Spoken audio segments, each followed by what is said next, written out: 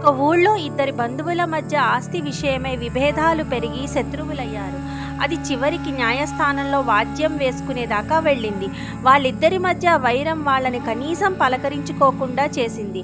ఆ ప్రతివాది యొక్క కొడుకు పెళ్లి కుదిరింది. అతను పెళ్లి పత్రికను శ్రీమఠానికి తీసుకుని వచ్చి పరమాచార్య స్వామి వారి ముందు ఉంచాడు.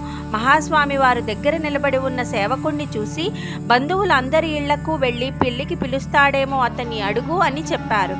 అవును పెరియవా, మేము బంధువులందరి ఇళ్లకు వెళ్ళి పెళ్లికి ఆహ్వానిస్తాము అని చెప్పాడు.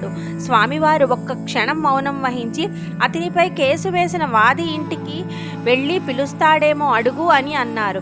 ఆ పెద్ద మనిషి కొంచెం సేపు సంశయిస్తూ, నేను అక్కడికి వెళ్ళి అవమానపడితే అది నాకు చాలా బాధగా ఉంటుంది పెరియవా అని బదులిచ్చాడు. అలాంటిదేమీ జరగదు. అతనికి పెళ్లి శుభలేఖ ఇచ్చి ఖచ్చితంగా పెళ్లికి రావాల్సిందని చెప్పు అని చెప్పారు స్వామివారు. అతను అన్యమనస్కంగానే తన వాది ఇంటికి వెళ్ళాడు. పరమాచార్య స్వామి వారి మాటలు గుర్తు తెచ్చుకున్నాడు. అతిథులను అగౌరవించడం మన సంప్రదాయం కాదు. ప్రతి ఒక్కరిలోనూ మంచితనం ఉంటుంది. బద్ధ శత్రువులైనా ఇతను తన ఇంటికి వస్తాడని అతను కలలో కూడా అనుకోలేదు. అతన్ని చూడగానే వెంటనే గట్టిగా మనస్ఫూర్తిగా కౌగిలించుకున్నాడు.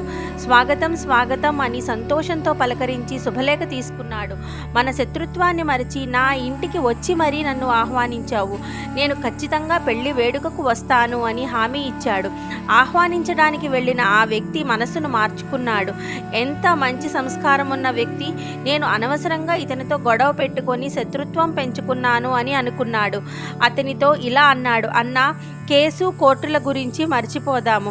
ఆ విషయాన్ని సావకాశంగా మనమే పరిష్కరించుకుందాము అని ఇద్దరూ పరమాచార్య స్వామికి నమస్కారం చేశారు. అపార కరుణా సింధుం జ్ఞానదం శాంతరూపిణం శ్రీచంద్రశేఖర గురుం ప్రణమామి ముదావహం.